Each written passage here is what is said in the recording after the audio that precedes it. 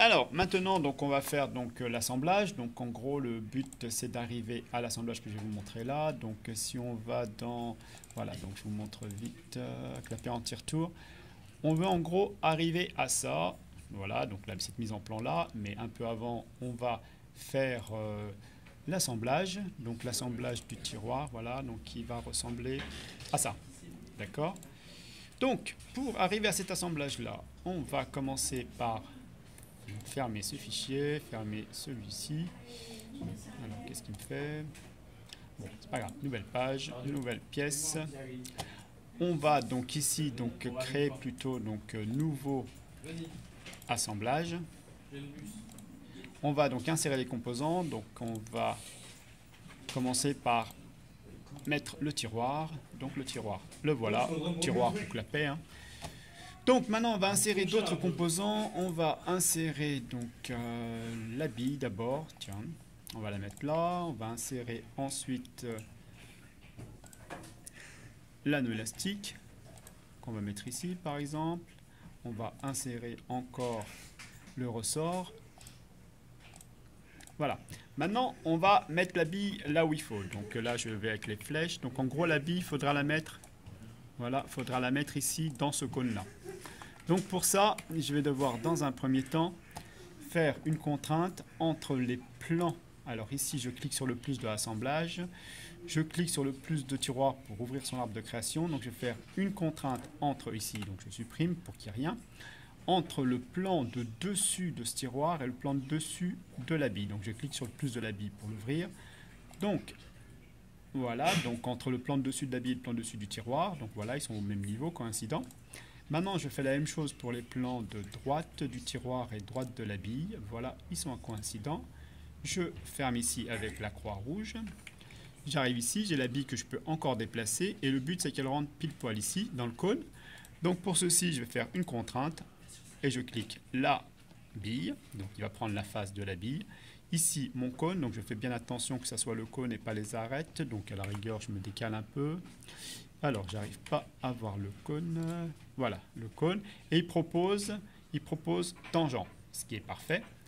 Alors là, si je me mets en isométrique, si je fais ici, donc voilà, valider la contrainte où je ferme ici, je vais faire une coupe par rapport au plan droite du tiroir et je vois que ma bille est parfaitement bien mise. Si je me mets ici en vue de droite, voilà, j'ai la bille qui est parfaitement bien mise, tangente ici au siège de la bille.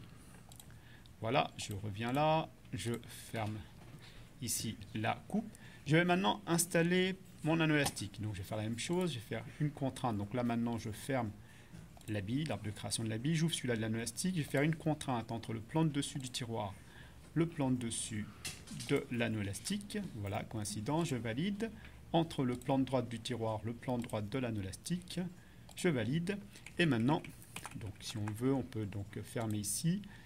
Faire la coupe, on valide, et en gros je veux que l'anneau élastique soit ici. Donc j'ai deux possibilités, donc soit je peux faire une contrainte entre l'arête, donc à la rigueur je vais mettre comme ça, donc une contrainte entre cette arête là et cette arête ici de l'anneau élastique, voilà, coïncident, et du coup mon anneau élastique est parfaitement bien mis.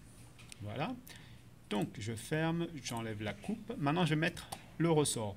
Donc pour ça, je vais refaire donc fermer l'anneau élastique, ouvrir le ressort, prendre les plans dessus du tiroir, dessus du ressort. Voilà, coïncident, validé. Entre les plans de droite du tiroir, plan de droite du ressort, je valide. Et là maintenant, à la rigueur, je vais faire une coupe. Voilà, j'ai ça. Et ce que je veux, c'est que le ressort soit parfaitement bien mis. Donc là, en fait, il faut une distance, ou sinon on pourrait mettre entre la bille et ici. D'accord. Bon, on va passer par une distance. Donc la contrainte, on va mettre une distance entre les plans de face du tiroir et plans de face du ressort. On va mettre ici une distance. Donc là, la distance, donc ça doit être 7,5 de mémoire. Je valide. Et voilà.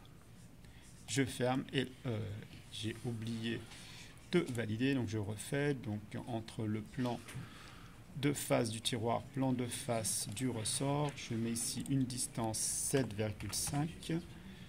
Je valide, et voilà. Donc si je me mets là, je vois que j'ai une pièce, un clapet anti-retour complètement bien assemblé.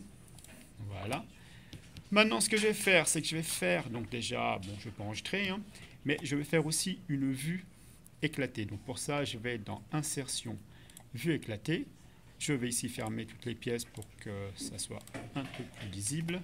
Ce que je vais faire, c'est étriper entre guillemets la pièce. C'est-à-dire, je vais enlever l'anneau élastique vert, le ressort jaune et la bille rouge. Pour cela, ici, les pièces. Donc, soit je peux cliquer dessus, soit je peux cliquer sur leur nom. Ici, dans l'arbre de création, je vais commencer par cliquer sur leur nom. Donc, la bille qui va être sélectionnée, l'anneau élastique qui va être sélectionné là, le ressort qui va être sélectionné ici.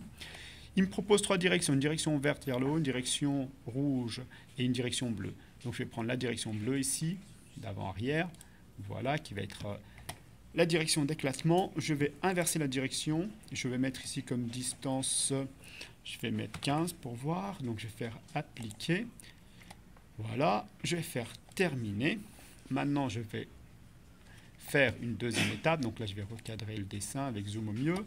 Je vais maintenant donc prendre les pièces telles qu'elles sont visibles. Donc là, je vais éclater la pièce verte et la pièce jaune. Donc je clique sur la pièce verte qui est sélectionnée là. La pièce jaune qui est du coup sélectionnée ici. Je vais éclater selon la direction bleue.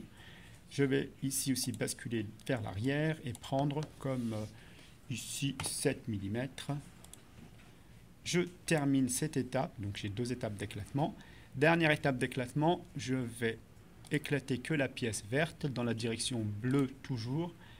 Alors dans le sens arrière, donc je clique ici et là je vais mettre 5 mm. J'applique, je termine. Et je valide, j'oublie pas de valider la vue éclatée. J'enlève à la rigueur ma coupe.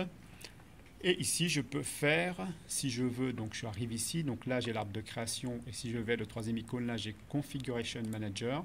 Je peux cliquer sur le plus ici devant le défaut. La vue éclatée, je peux faire clic droit avec la souris, rassembler ou clic droit, animer l'éclatement. Et voilà, donc là, on voit l'éclatement de notre pièce. Voilà, c'est bon pour ceci. À vous.